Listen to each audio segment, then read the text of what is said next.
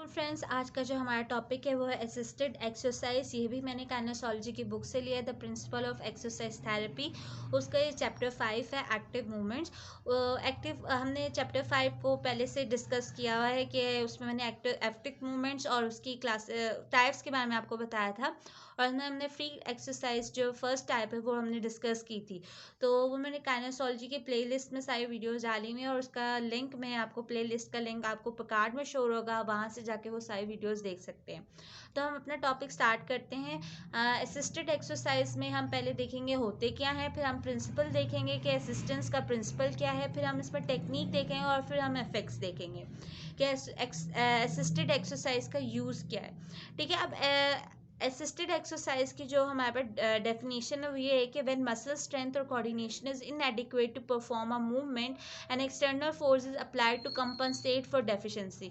इसका मतलब ये है कि जब कोई मसल्स जो मसल की स्ट्रेंथ है और कोऑर्डिनेशन है वो इतनी अच्छी नहीं होती, मतलब जब मसल स्ट्रेंथ हमारे पास वीक हो जाती है तो वो मूवमेंट पेशेंट नहीं कर पा रहा होता है। ठीक है। तो उस मूवमेंट को करने के लिए एक एक्सटर्नल फोर्स की ज़रूरत होती है, एक असिस्टेंट की ज़रूरत होती है, एक सपोर्ट की ज़रूरत होती है, ताकि वो उसको उसकी जो वो डेफिशिएंसी है, जो वो मूवमेंट नहीं कर पा रहा, उसको कंपनसेट करे और वो आसानी से मूवमेंट कर ले। फॉर एग्जांपल, जैसे कि एक पेशेंट है, उस वो फ्लेक्शन में मसला हो रहा है, वो फ्लेक्शन नहीं कर पा रहा, तो क्या होगा? क्योंकि उसके फ्लेक्शन नहीं कर पा रहा, क्योंकि उसके मसल्स जो हैं वो वीक है। ठीक है। और उसकी जो कोऑर्डिनेशन है वो भी वीक है। तो क्या होगा कि हम अगर उसको एक्सटर्नल फोर्स देंगे, एक्सटर्नल फोर्स कोई भी हम फिजियोथेरेपिस्ट दे सकते हैं। अभी हम आगे पढ़ेंगे कि कैसे कैसे हम एक्सटर्नल फोर्स दे सकते हैं। ठीक है। तो अगर हम एक्सटर्नल फोर्स देंगे, यानी कि असिस्टेंस प्रोवाइड करेंगे पेशेंट को, तो वो आसानी से फ्लेक्शन कर लेगा। ये हमारे पास असिस्टेड एक्सरसाइज है। ठीक है। अब इसमें हम प्रिंसिपल्स देख लेते हैं कि असिस्टेंस के प्रिंसिपल क्या है। फर्स्ट प्रिंसिपल ये है कि जो एक्सटर्नल फोर्स है must be applied in the direction of muscle action.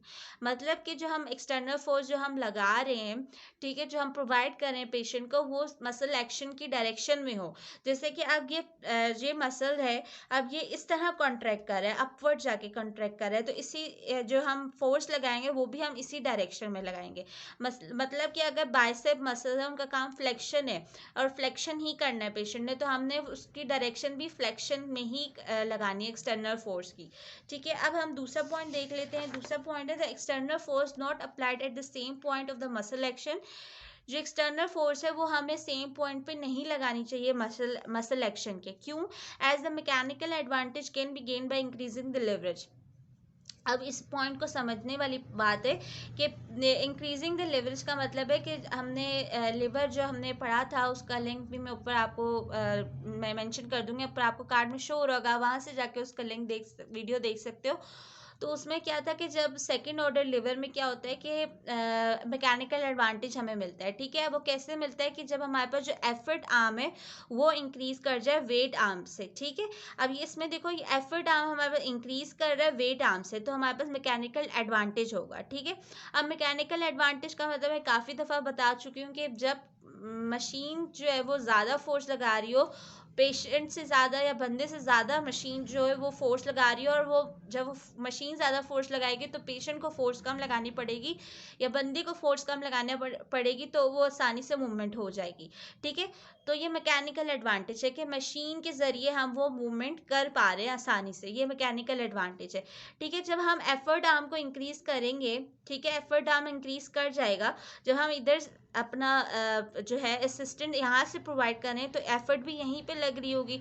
ये हमारे पास फल्क्रम है और जो मसल का वेट है वो बीच में ऐड कर रहा है, इसका मतलब कि एफर्ट आर्म इंक्रीज कर रहा है। अगर हम यहाँ पे ही एक्सटर्नल फोर्स यहाँ पे लगाना शुरू कर दें, तो क्या होगा? एफर्ट यहाँ पे आ जाएगा, तो हमारे पास जो एफर्ट आर्म है वो इंक्रीज नहीं कर पाएगा और मैकेनिकल एडवांटेज नहीं मिलेगा। ठीक है। तो इसलिए एफर्ट आर्म जब मिलेगा, अगर हम इधर फोर्स लगाएंगे तो एफर्ट आर्म इंक्रीज होगा और मैकेनिकल एडवांटेज मिलेगा, तो इसीलिए हमें और वो मूवमेंट आसानी से हो जाएगी। ठीक है। अब दूसरा पॉइंट ये था कि मैकेनिकल एडवांटेज वाला, कि मैंने आपको बताया कि मैकेनिकल एडवांटेज में अगर सपोज कर लें कि मशीन जो है वो फिजियोथेरेपिस्ट है। ठीक है।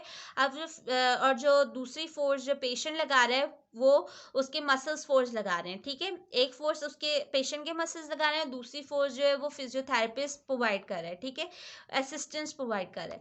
जो फोर्स जो पेशेंट लगा रहा है उसके जो मसल्स लगा रहे हैं वो इतनी फोर्स है, ठीक है। इस एरो का मतलब ये है कि ये उस डायरेक्शन में फोर्स हो रही है, मतलब अगर फ्लेक्शन में फोर्स मूवमेंट हो रही है तो उस डायरेक्शन में हमने ये फोर्स लगानी है, ठीक है। अब क्या है कि इतनी फोर्स जो है वो उसके पेशेंट के मसल्स लगा रहे हैं, लेकिन ये देखें आप कि दूसरी जो हमारे पास है इतना जो पार्ट है वो जो है फोर्स अप्लाइड फॉर असिस्टेंस, ये इतनी फोर्स जो है मसल एक्शन से ज़्यादा ये फोर्स है, जेएफ वाली फोर्स फिजियोथेरेपिस्ट लगा रहा है, असिस्टेंस जो फोर्स हमें मिल रही है वो इतनी ज़्यादा है, ठीक है।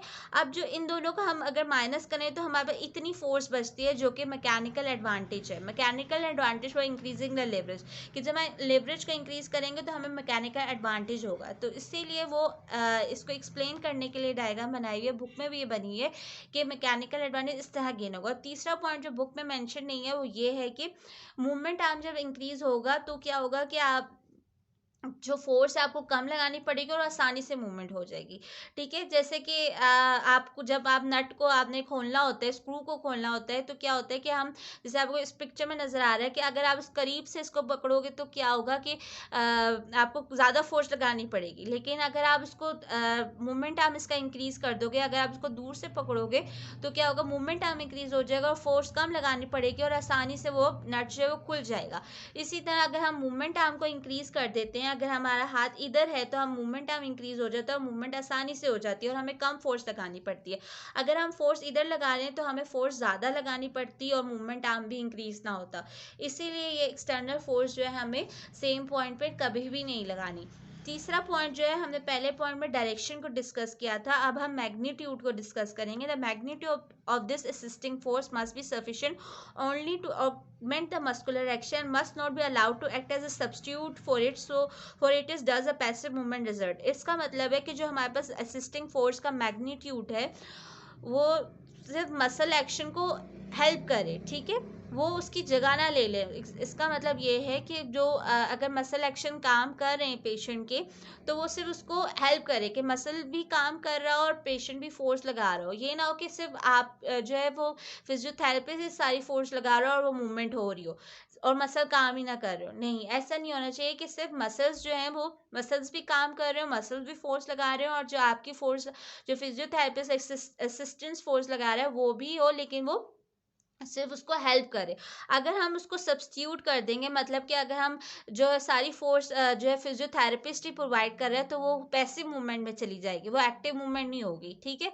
तो हमने पैसिव मूवमेंट नहीं होने देना, हमने एक्टिव मूवमेंट करानी है, तो हमने जो है मसल्स जो पेशेंट के वो भी काम करने चाहिए, ठीक है। अब क्या होगा, आहिस्ता आहिस्ता पेशेंट की जो मसल्स है उनमें पावर इंक्रीज हो जाएगी, जो द असिस्टेंस डिक्रीज प्रोपोर्शनली, इसी तरह असिस्टेंस जो है वो हम डिक्रीज होती जाएगी, जितनी जितनी ज़्यादा पावर इंक्रीज होगी उतनी जो है कम असिस्टेंस जो होगी, हमें कम असिस्टेंस प्रोवाइड करना पड़ेगी। इससे जो नेक्स्ट टेक्निक्स और एफर्ट वो हम नेक्स्ट वीडियो में मैं आपको बताऊंगी। तो अभी इस वीडियो में अगर आपको कोई भी क्वेश्चन पूछना हो तो आप मुझसे कमेंट सेक्शन में पूछ सकते हैं। Thank you so much.